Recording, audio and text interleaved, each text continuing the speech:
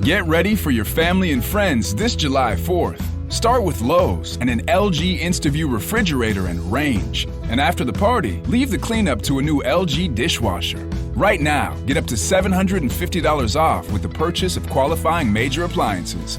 Lowe's, home to holiday appliance values today and every day. Must ask store to apply discount or enter promo code online at checkout. Can't be combined with additional discounts. Exclusions apply. Valid through 7/14, U.S. only. The following is a Hoop Ball presentation.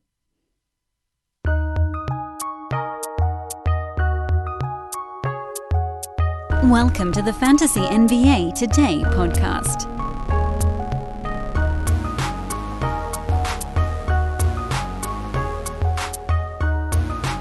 What's up, everybody?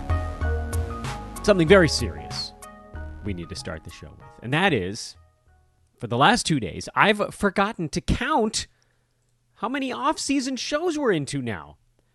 So here at the start of this Wednesday, July the 7th episode, 7-7, lucky 7-7, we're going to figure this out again. May the 16th was the end of the regular season. So we had 2 weeks left in May. Basically 5 through June and the first week of July. And so this now is the middle of the 8th week of the fantasy offseason. This is episode 38 since the fantasy regular season concluded. Before you know it, we'll be in the 40s. Before you know it, we'll be on ramp-up time. And that is pretty damn sweet. I hope many of you checked out Fantasy NFL today that we promoted on yesterday's podcast. I'm going to continue to do so today. 2 big things to promo involving on the podcast front, 3 actually, and 3.5 if you want to count me shouting out William Harris and the All Rookie podcast. New episode dropping of that one today. The Dynasty show we debuted here at Hoop Ball, punt intended. They have their Dynasty rankings show that dropped yesterday. And haven't really had a chance. This is sort of getting overshadowed in a lot of other stuff, but I don't want them to feel like they're getting aced out on all of this. The Hoop Ball Heat show is all new. Luke Weber, Ben Tovia, have grabbed the reins on a pre-existing podcast, and they have resurrected it. They pulled the Heatcast back from the dead. And so that show, while it's not a brand new podcast, it is for all intents and purposes a brand new podcast that you can follow at Hoop Ball Heat. So there's all sorts of stuff going on right now. But the one that I'm just so enthused. I'm out of my mind excited that Hoop Ball has NFL fantasy coverage happening right now. Anthony Germain, I'm incredibly grateful and also very excited for him. He is at Talking Sunday on Twitter. We'll probably have him on the podcast at some point just to tell me something about the NFL. I won't know enough to check him on it. But today, they've got the Baltimore Ravens season preview from a fantasy standpoint. They did the Steelers yesterday. Back on Monday, his first show was just a sort of a general overview. So that, again, is Fantasy NFL Today. I'm hoping at least some of you guys play fantasy football. I bet a lot of you do, actually. I personally don't, but who cares? If you do, great. We have a show for you now that we didn't before. Trust us, we're Hoop Ball. Today on Fantasy NBA Today, this show, I'm your host, Dan Bespris, DanBesbris. If you want to follow me on Twitter, it's at Dan Bespris. Hoopball, at Hoopball Tweets, or at Hoopball Fantasy, hoop-ball.com. There's all this stuff that I guess you need to know on that front. We will be reviewing Game 1 of the NBA Finals and also breaking down the next team in our continuing coverage, which is the Minnesota Timberwolves. Actually, again, I remain super excited about the Northwest Division. We talked about the Blazers on Monday's show, the July 5th holiday episode. I think there's a lot to be had in the Northwest Division. And the Wolves actually are sort of straightforward because a lot of their contracts are locked into place, but we'll break them down here in just a few moments. Want to thank Adam King again for yesterday's show. Hope you guys enjoyed that one. That was a lot of fun. And then from a finals standpoint, the Suns take a 1-0 lead on the Milwaukee Bucks, 118-105 the final. Giannis did play, And we got part of our handicap right, which isn't great because that means we lose the VIG overall. I told you guys I thought if Giannis played, that the Suns would cover the lower number because certainly when he got ruled in, the number came down. I thought it would drop as far as 3. It only came down to 4 off of 6. So I guess we can assume that the odds makers were kind of splitting the difference a little bit with him as a game time call. We now know going into tomorrow with Phoenix as a 5.5 point favorite, that's actually a pretty big number and adjusted up based on what we saw happening in yesterday's ball game. And then the logical next question is, well, what did we see happen in yesterday's ball game? First, we saw Giannis play and played relatively well. 20 points, 17 rebounds, 4 assists, 2 steals, a block, missed a bunch of free throws, which has kind of been the MO for him. But what continues to plague the Bucks and Giannis when he does play is that his assists in the playoffs are always going to be harder to come by. Not necessarily higher or lower from just what happens on a game-to-game basis, because it's not a massive drop-off. He is averaging 5 assists in the postseason. He was averaging 6 during the regular season. What I think is reality relevant, first of all, he's actually been a far worse free throw shooter in his postseason runs than he has been lately during the regular season. I don't know if that's a fatigue thing, stress thing, whatever. He's also shot the 3-ball much worse in the postseason than he did during the regular season. He shot just 19% from downtown.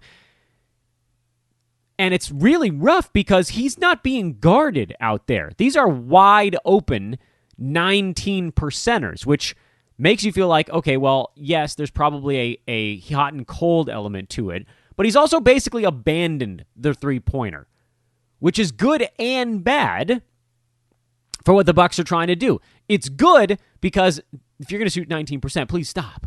Please stop shooting the 3-ball. You're like a 60 to 65% 2-point type of guy. Take a shot where the effective field goal percentage is way, way higher. But also, it means defenses know what they're doing.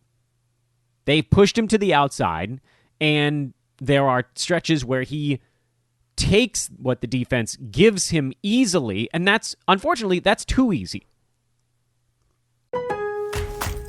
Get ready for your family and friends this July 4th. Start with Lowe's and an LG InstaView refrigerator and range. And after the party, leave the cleanup to a new LG dishwasher. Right now, get up to $750 off with the purchase of qualifying major appliances. Lowe's, home to holiday appliance values today and every day. Must ask store to apply discount or enter promo code online at checkout. Can't be combined with additional discounts. Exclusions apply. Valid through 7/14, U.S. only. So it's good that he's not doing a thing that he stinks at. It's bad that it continues to be a thing that he stinks at. And what we talked about on yesterday's podcast, I think, is still pretty relevant, which is when Giannis is healthy and playing, the Bucks are actually a more simplistic offensive team. There's less they do over the course of 48 minutes. There are certain things Giannis can do that no one else can, in space in particular, and sometimes even in the half court. But from a defensive standpoint, you know what you're doing, and you can just do it every time, over and over again. And it generally works. Drew Holiday had a rough ball game. Presumably, he'll be better in the next one. Brook Lopez continues to be pretty good, actually, in the playoffs. Middleton was fine.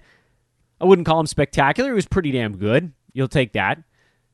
And at the end of the day, Giannis was basically the only Buck who got fouled in the ball game, which again tells you the Bucks need to get easier looks.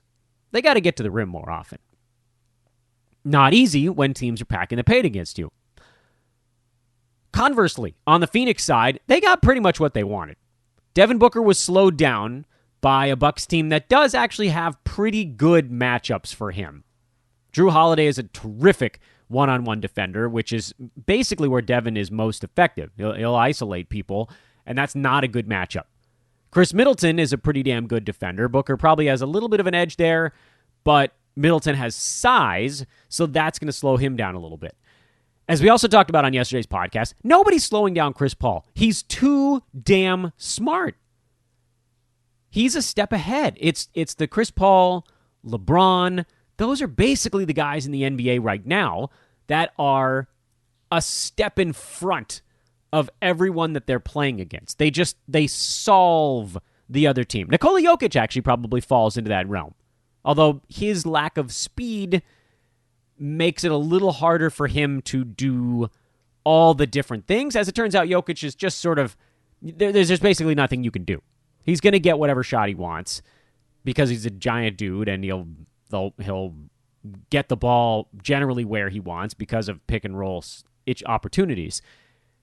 There's no one else. There's no one else. There's no one else that can figure out the game the way that LeBron James and Chris Paul can figure out the game.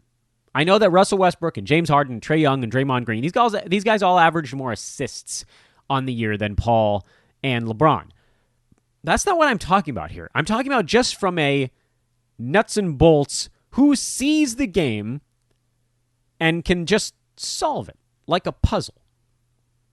It's those two guys. If Chris Paul has a bad game, that's because of Chris Paul. He's been incredible.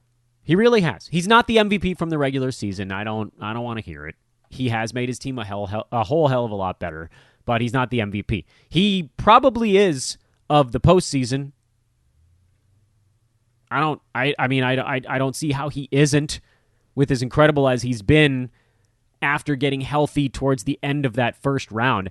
Lakers-Suns would have been a really interesting series if both Chris Paul and AD were just 100% healthy throughout.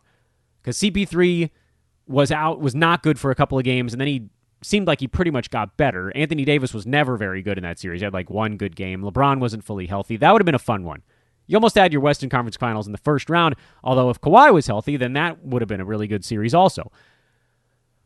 But the Suns pretty much get what they want on offense. The Bucks, for all intents and purposes, are actually one of the better teams in the league if you were going to try to slow down all of the other stuff that Phoenix tries to do. They limited Mikal Bridges. DeAndre Ayton had a really good ball game. Only 10 shots, but a really good ball game. Just very efficient. Again, limited Devin Booker. Dario Saric, by the way, torn ACL, so he's out for a year, basically. You'll probably see a little bit more Frank Kaminsky, although I think they'll be more inclined to go a little bit smaller. The Bucks have the weapons, the tools to deal with what the Suns do. The problem is that Phoenix is so damn disciplined, and they are so good in the half court that if they control the tempo even a little bit, it's game over. To the Bucks' credit, they did kind of speed this game up a little bit. Each team had about 110 roughly. About 110 roughly possessions in the ball game. As it turned out, the total did go over ever so slightly because the Suns overachieved by a tiny bit more than the Bucks underachieved. The Bucks underachieving mostly because they missed their very few free throws. The Suns overachieving mostly because they made pretty much all of their pretty normal amount of free throws. They took 26, slightly more than average, but pretty close. And they only missed one. So, yeah, I mean, you're probably not going to lose a game. You hit 25 out of 26 free throws if you're shooting pretty close to the same percentage as your opposition. This is going to be a tight series. The fact that Phoenix was in control of this ball game pretty much from the outset, I think, belies the fact that it's going to be a good one. Giannis will probably be better as the series goes on, provided his knee continues to slowly get better. Jrue Holiday will likely be better as the series goes on. Devin Booker probably plays, and there'll be one game in here where he goes full flamethrower, and the Suns will win that one. Chris Paul is great, probably won't be quite this awesome every ball game. And then the Suns, they're a good free throw shooting team, but nobody shoots 96% for a series, so that'll come back to earth a little bit as well. So as I look at this next ball game, and the total was actually pretty tight to where it ended up. It jumped when Giannis was ruled in from 219 up to about 221, and then was bet down leading up to the ball game, and then it went over just by a little bit. It was mostly because of that monster third quarter, or this game. I mean, effectively, this game was right on the money. It ended within one possession of the total, which to me says the total was right. Looking at game two, they left the total the same, 220.5. Suns favored by 5.5. I think the Bucks play this one tighter. I'm a little reticent because I don't know quite how healthy Giannis is going to get every 2 days. That's what we're contending with here. Then they've got 2 days off before they go to Milwaukee. So that's a good opportunity for him to get his health a little bit in better shape. On the 220.5, I would lean to the under because I think as the series goes, the teams start to figure each other out a little bit. But they were pretty well rested going into Game 1. So I don't think fatigue is going to be the big factor in Game 2. Milwaukee probably covers Game 2. And then you talk about sort of the correlation between the way the game plays out and the way the total plays out. Bucks probably play this one tighter, most likely because they're slightly better on offense than 105 points. And you can play whatever games you want to play there. The Bucks in the postseason so far, but for a couple of games where they just kind of vanished, like they had that 88-point game against Atlanta, most of the games Milwaukee's played, they want to get this thing moving. They want to get it up around 110 possessions in the ballgame because they are very efficient offensively and because they're better when they're not slowing the game down. They're better when things are moving. We've talked about this a lot, the get-it-and-go offense. Someone box out, Giannis get the rebound, off you go. That speeds the game up. That gets you to that 110 possessions. Look, like yesterday's game from a speed standpoint probably favored Milwaukee, but Phoenix was just better at getting what they wanted to get and getting fouled, frankly, because the teams both took 88 shots. Bucks had a few extra turnovers, but also out-rebounded the Suns by 4. Like, if you ignore free throws, this is basically a tie ball game. Phoenix got 25 points on free throws. Bucks got 9. So Milwaukee actually wins this game if the free throw battle was removed from it, because they hit more three-pointers. Field goal percent was about the same. This is a much tighter series than a 13-point final would indicate. I like Milwaukee in tomorrow's ball game. I know we did this handicap a little bit early. That's fine. We just won't have to do it on tomorrow's show. We can rehash it a little bit if we get some more information on health or whatever. And then from a total standpoint, I guess you probably have to look at the over, assuming the Bucks get over 110 points, which is what they'll need to do to win or cover, and assume Phoenix gets back into that same neck of the woods. That puts you in the 220 range. I don't really care for the total. I think it's relatively accurate. We told you about 220 combined possessions.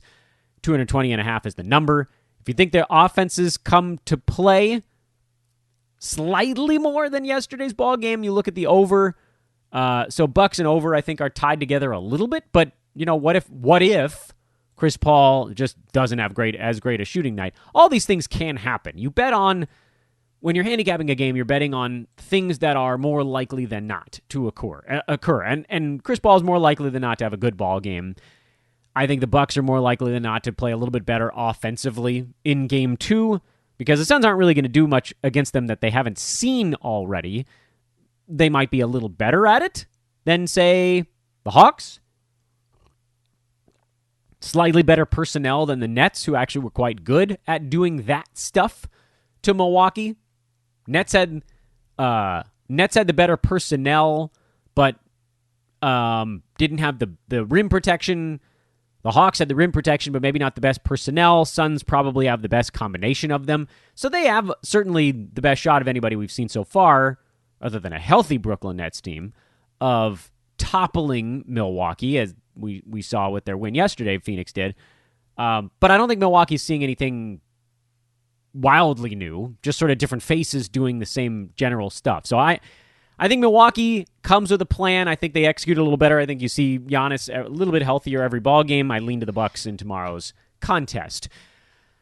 Let's talk about the Minnesota Timberwolves. By the way, if you're going to place a bet on this game, I would suggest you do so with our buddies over at mybookie.ag. You guys know the drill by now. Use promo code HOOPBALL when you sign up, HOOPBALL. That unlocks various deposit match bonuses when you make your first deposit at mybookie.ag. With football coming up, I'm sure there'll be some odds boost stuff, so definitely get your account going before then. And if you want some cash from Hoopball to get things started, let me know. Also, by the way, let me know if you want to start a podcast. We seem to be doing a lot of that these days, and I'd love to work with you. You got to want to make something special, though. This is not a screw around. Whatever. Minnesota Timberwolves. Kind of a fun team at the end of the year. I know. If you look at the overall standings, that doesn't really make sense. They were 23-49. They were third from the bottom in the Western Conference. But they actually finished the year relatively strong. But frankly, to their detriment. They could have been behind the Thunder, well, probably not behind the Rockets, but they certainly could have been worse than the Thunder if they had tanked even a little bit. But the Wolves were ready to say, it's time for us to begin to try to win a couple of ball games. And it's cool, it's hip to be square, because the Timberwolves basically have every relevant player on the team under contract for next year, and basically every relevant player on the team under contract for the following year.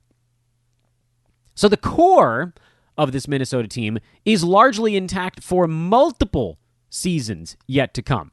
Cat, 3 years still left on his deal. D'Lo, 2 more.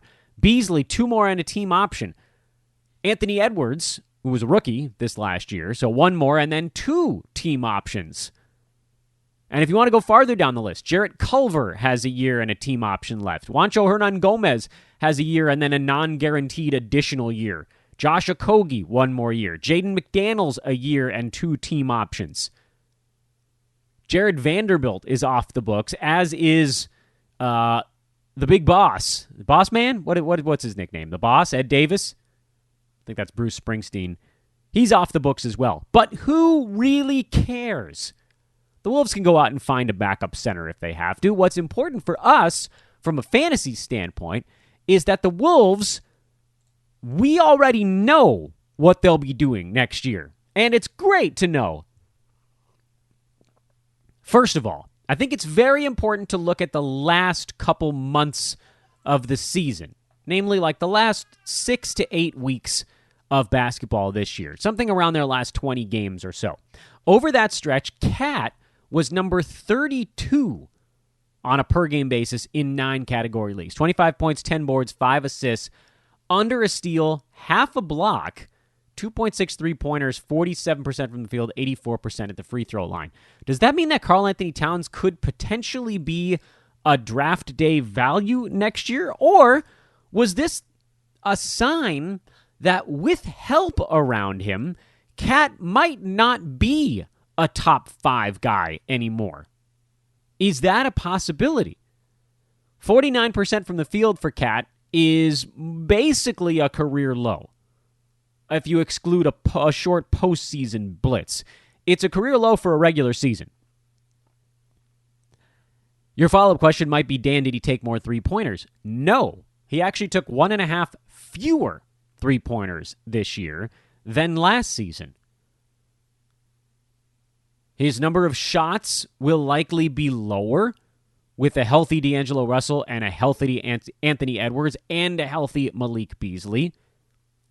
He should still be in the 18-shot range, but the odds of him getting up to that number or even over it are pretty much non-existent. Additionally, 1.1 blocks per game, career 1.4. Is that something that suffers, or is that something that rebounds on a team that is perhaps playing with a greater purpose? I'll tell you this. When Minnesota was playing well down the stretch, he wasn't blocking shots. Is that because guys on this team were playing better position defense? It's quite possible. Cat's still a terrific foul shooter. That'll be a plus. Field goal percent, you could argue maybe that does creep back into the 50-51% range. It seems reasonable because his overall shot profile hasn't really changed all that much. Rebounds are down because other guys on the team are capable, like a Jared Vanderbilt, if they played him, although that's a tough matchup when both of those guys are attacking the rim at the same time. Jaden McDaniels also kind of falls into that same bucket, although I think they played a bit more McDaniels down the stretch than Vanderbilt because McDaniels can space the floor a tiny bit more, and Vanderbilt is exclusively right in front of the rim. But regardless, those two guys can rebound a little bit. Vanderbilt more so. And as you look over the numbers, a lot of it screams that Cat might be more like an end of the first round guy as opposed to beginning of it. He was number 37 over those last 20 games was Anthony Edwards. 47% from the field, 77 at the free throw line, 23 points, 5.5 rebounds, 4 assists, 1.4 steals, 0.7 blocks, and 3 3-pointers per ball game. He's a guy that kind of figured it out as the year went on. He was a great grab in points leagues where you could just sort of deal with the awful field goal percent for large chunks of the year before he began to figure out how to hit a fading jumper. I mean, we're legitimately talking about a kid in Anthony Edwards who took shots where he was fading and then the ball just missed in that direction. He hadn't figured out how to adjust for the fade. Well, he started to, didn't he? There's still a bunch of stuff that Edwards can do year over year to improve on his fantasy game as well. Free throw percent probably gets better as he gets older in the NBA. Scoring, I don't know. I mean, it's 17 and some odd shots a game. I don't see how that number really ticks up very much. Steals was better for him down the stretch than it was over the entirety of the year. He probably gets a little bit overdrafted because he scores so much. And again, it's this same stuff that keeps creeping in because a lot of what he did came when other guys were out. That was where he kind of found his footing.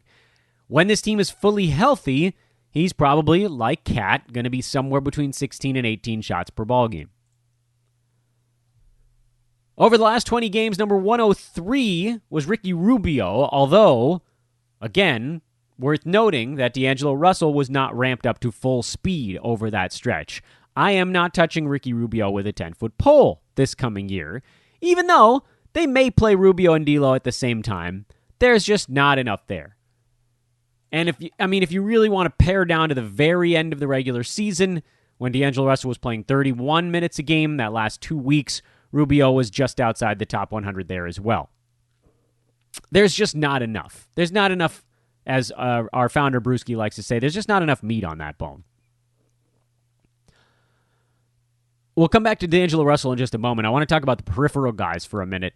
Over those last 20 games or so, the peripheral guys didn't play nearly enough minutes to be fantasy relevant. The closest one we got, and there's sort of two stories here. Jaden McDaniels played the most minutes of those other guys, but he wasn't able to do anything with them because he's not going to take any shots, and he doesn't rebound a ton, not enough to be a positive there. Steals and blocks are okay, but really, again, not a massive positive in any way. And then Jared Vanderbilt was a terrible fit alongside Cat because both those guys were rim runners in transition, and there wasn't any spacing, and you saw these transition plays where Ricky Rubio is trying to shovel it to someone under the basket and two teammates are fighting over the basketball. So that's not happening either. I truly believe that the closest thing you've got to a flyer type of pick on this team is, I would have said Jarrett Culver if he wasn't badly hurt, but he's not going to get enough minutes coming back. It's Naz Reid in a weird twist. Naz Reid has 2 more non-guaranteed years on his deal, and I'm sure that they'll keep him because he was actually really, really good on a per-minute basis this year.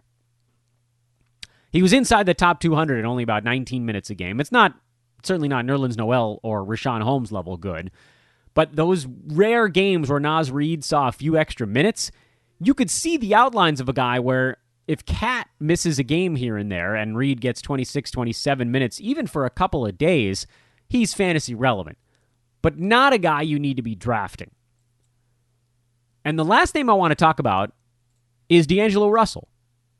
I saved him for last because I think it probably requires the longest breakdown. We didn't really get to see D'Lo this year, but for maybe 3 weeks at the end of the season, where he kind of looked like himself again. And even then, the shot wasn't truly falling, but at least the usage was up there where he was taking 16 shots a game over those last 2 or 3 weeks. Averaged about 19 points, 7 assists, about 3 3-pointers, 1.5 steals on just brutal percentages, and that put him in the 70 range. Over D'Angelo Russell's career, he's never really been a very good foul shooter. He's been disappointing as a guard from the free throw line. When you compare it to sort of like the overall field, it's only been a very small net negative. But as a guard, those are the guys you're hoping that actually give your field goal or your free throw percent a little bit of a bump. And unfortunately, he doesn't. His field goal percent has always been crap, 42% for his career, and he hasn't really strayed off of that all that much. He's on a team where he's not going to have to do as much as he has on teams in the past. The Warriors, with everyone hurt last year. A couple of years ago in Brooklyn, when everyone was hurt and he took 19 shots a game. The 16 some odd, 16, 17 in Minnesota is probably a more reasonable number. And that does get him somewhat close to 20 points per game. Like, you could see him pushing that area. And you could see him pushing 6-7 assists a game because he is the ball handler on that team. Because Ricky Rubio doesn't have a shot, and so you can use Ricky to kind of set things up and to get the offense in gear, but ultimately D'Angelo Russell is your more effective offensive weapon. He's always been an okay steals guy, nothing crazy, like 1.3-ish per 36 for his career, something in that neck of the woods, so nothing, like, pretty decent, 1.3, 1.4, so you can expect over 1 a game next year. The turnovers will be relatively high, and I think you probably have to just assume he's going to hurt you in both percentages. The problem with D'Angelo Russell is that he is perpetually overdrafted because of people who punt free throw percent and because of 8 category leagues that get mushed into the data with 9 category leagues, and he's a net negative in both of those 2 categories. The 2 that get weighted the least, I would argue, in fantasy draft boards. Free throw percent, I mean, if free throw percent was weighted properly, Giannis, Luka, Ben Simmons, these guys would see massive drop-offs, but it's just not. And then turnovers, well, I mean, they're weighted properly, but the problem is that data from all category leagues sort of gets pushed together.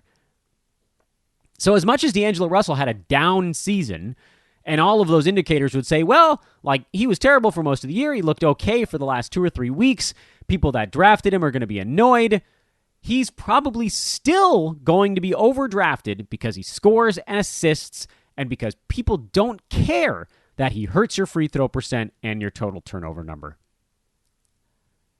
And it kills me. It eats me up inside that he's not going to be a draft day value because he should have been one. He should have been one with as poorly as he played and as hurt as he was for almost all of this season. Like 18, 17 weeks this year, he just wasn't good.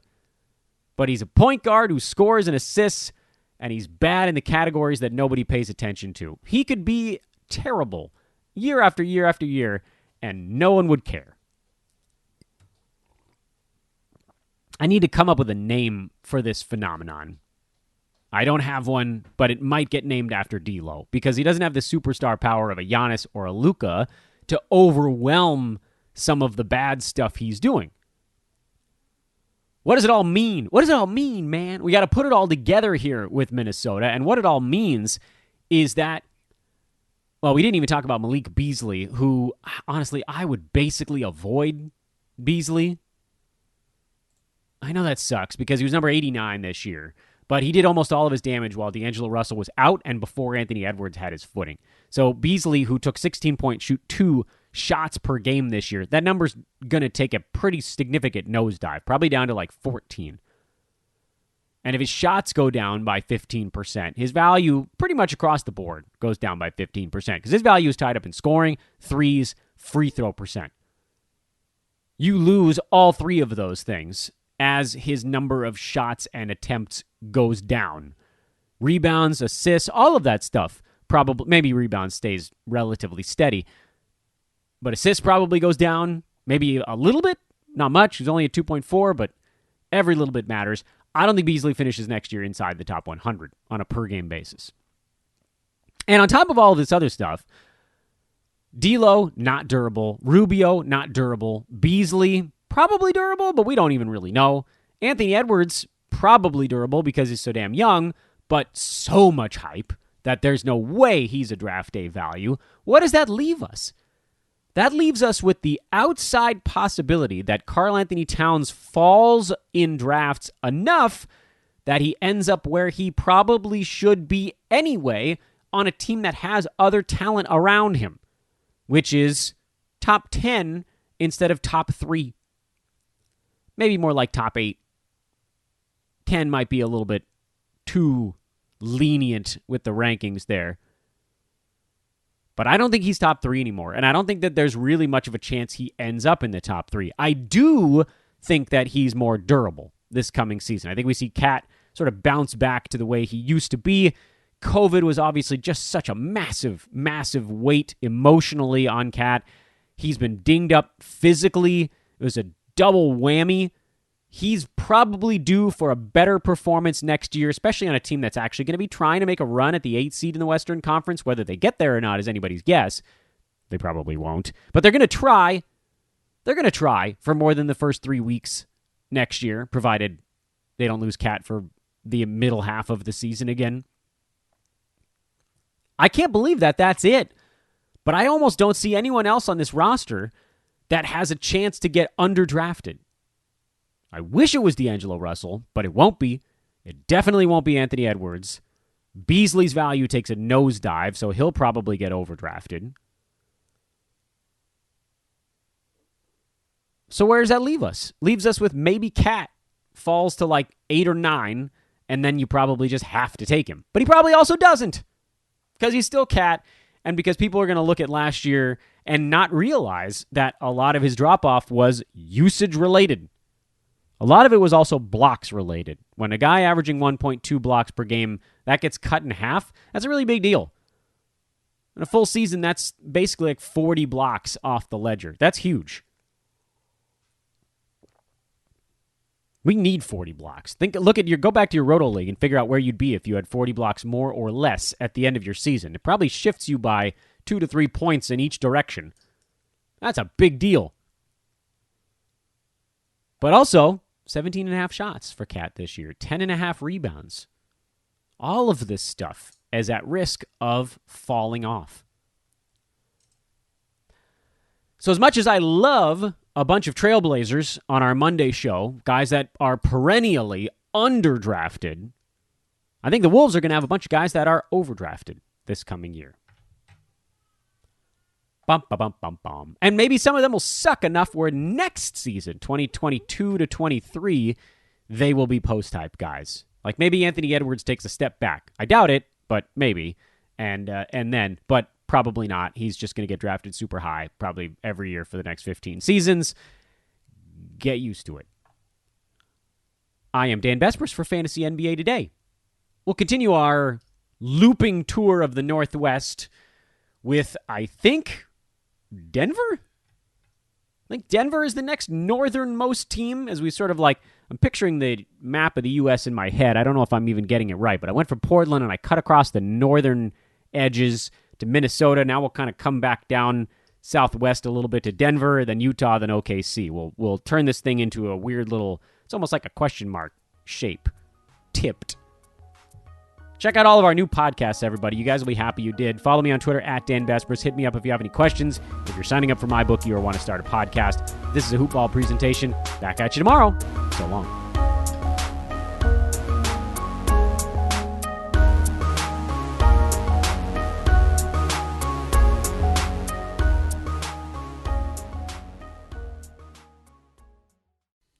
This has been a Hoopball presentation. Get ready for your family and friends this July 4th. Start with Lowe's and an LG InstaView refrigerator and range. And after the party, leave the cleanup to a new LG dishwasher. Right now, get up to $750 off with the purchase of qualifying major appliances. Lowe's, home to holiday appliance values today and every day. Must add store to apply discount or enter promo code online at checkout. Can't be combined with additional discounts. Exclusions apply. Valid through 7/14. U.S. only.